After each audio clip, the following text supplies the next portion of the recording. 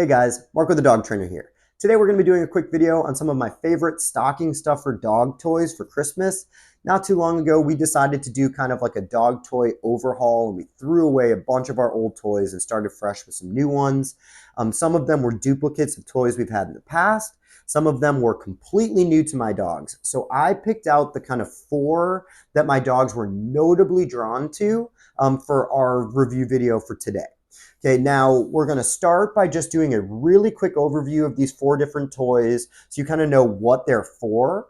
And then we're going to do a deeper dive on each of them so that way you guys know everything you need to know, okay? And as always, I'm going to put the links in the video description, so feel free to check those out if you're interested, okay? So let's get to it. So in my house, we have some very, very heavy chewers. So I'm always looking for like indestructible toys or like heavy chewer, aggressive chewer type toys and like really thick, hard rubber toys. And in my experience, most toys that are listed as indestructible are actually quite destructible. It's just a matter of time on how long it takes to get there. So we're going to list these 4 as on this side, most durable, moving over to least durable. Now, obviously, any type of chew toy is going to have benefits for like oral health and keeping our dog's teeth clean and things like that. But these 2 specifically have like little spaces that we can put toothpaste into. So these 2 might be like a notch better for like actual dental cleaning. Okay, and then these 3 here are also like listed as like slow feeders. So like you could fill these 2 with like quite a bit of food if that's just how you wanted to feed your dog. And then these are also known as kind of like enrichment toys that are going to kind of make our dogs think and interact with the toy to try to figure out how to get the treats out of it. There's a little bit of scent work with these ones as well. So that's kind of the different scale here, where these ones are more just chew toys, you know, like a classic kind of bone. So now, having said all that, we'll kind of break this down brand by brand. Okay, so starting with the classic Benebones. They're the nylon type bones. They all have kind of like a scent to them that the dogs really like. Now, I bought a 4-pack here for like the large dogs, and it was relatively inexpensive. Probably going to be buying another 4-pack for my 4 dogs to put 1 in each of their stockings.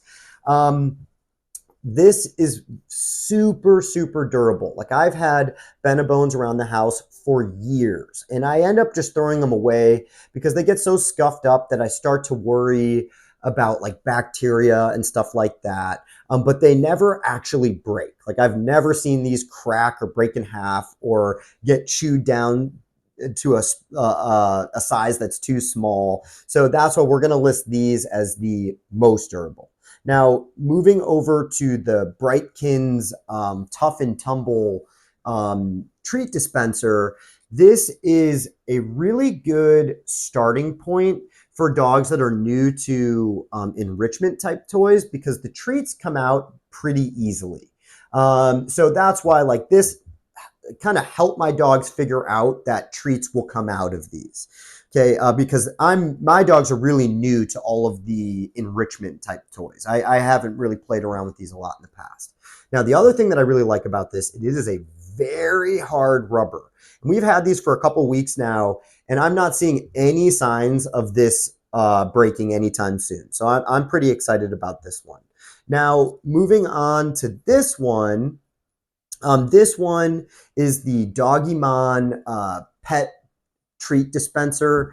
Now, this one is still pretty durable. It's like pretty similar to this one, but because it has the little dental teeth in there, like I said earlier, those are a little bit more sensitive. That like, you know, some dogs start to rip some of these out. And then the other piece of this that's a little less durable is that on the bottom, this is where you would put all your treats or food into. And there's some flaps here that my dogs haven't broken them yet, but I know that if they start to rip those flaps out, it's going to be very difficult to stuff treats in here and keep them in here. So I would imagine that there is definitely going to be a lifespan on this one once they rip those out. But so far it's holding up pretty well. Now, moving on to the OxyFresh dog dental toy. This one, like I said, is the least durable because it has so much of those teeth. You can even see my dogs already started to rip it out a little bit. So like these three, I'll let my dogs just chew on them and I'll leave them down and I don't care. They can mess around with these as much as they want. But this one, I only give to my dogs if I'm watching them so I can kind of intervene if they're, starting to rip it up. And ironically, even though this is the least durable, it's one of their favorites that all of my dogs are kind of fighting over this one. So it was pretty cheap. So I'm considering buying it again. But it definitely seems like it's going to have a pretty short lifespan. But again, the kind of pros and cons, like I said earlier, may be a little better for brushing our dog's teeth, but maybe not going to last quite so long. Okay, so that's my quick overview of the 4 different toys that we're going to talk about in this video. So let's take a deeper dive on each of them. Like I said before, the Benebone nylon bones are incredibly durable, which makes them perfect for heavy chewers. Because they are basically indestructible, this is a chew toy that I feel comfortable leaving down all the time. These bones are actually made with real flavors like bacon, wood, and fish. I prefer the 4-pack, so my dogs have some variety in shapes, sizes, and flavors, but there are options available for puppies and smaller dogs. As far as dental capabilities go, these bones work great for cleaning teeth that are further back in the mouth. The Brightkins Tough and Tumble Gnome toy is made of extra thick rubber, so on top of being a treat dispenser, it makes a great chew toy. Most treat dispensers work great for enrichment because our dogs have to think and figure out how to get the treats out. If we want to make the puzzle a little easier, we can put smaller pieces of food in the toy. If we want to make it a little more challenging, we can add bigger treats. This toy is capable of holding quite a bit of food, so we can also use it as a slow feeder. Next up is the Doggiemon Yellow Bear Paw Treat Dispenser.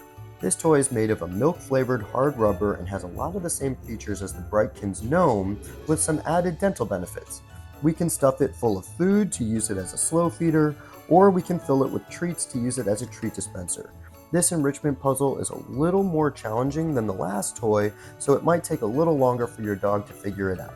This toy has a pocket filled with dental bristles that we can add treats or toothpaste to. Fair warning, this toy can get a little messy, so it might be a good idea to keep it off of the carpet and other fabric. Last but not least is the OxyFresh Dog Dental Toy. This is the least durable toy on this list, so I typically only give this to my dogs if I am supervising. In the last few weeks, my dogs have already ripped a few chunks off, but it seems to be working just fine. This toy is made almost entirely of dental bristles, so like the Doggiemon Bear Claw toy, we can add treats or toothpaste to each pocket.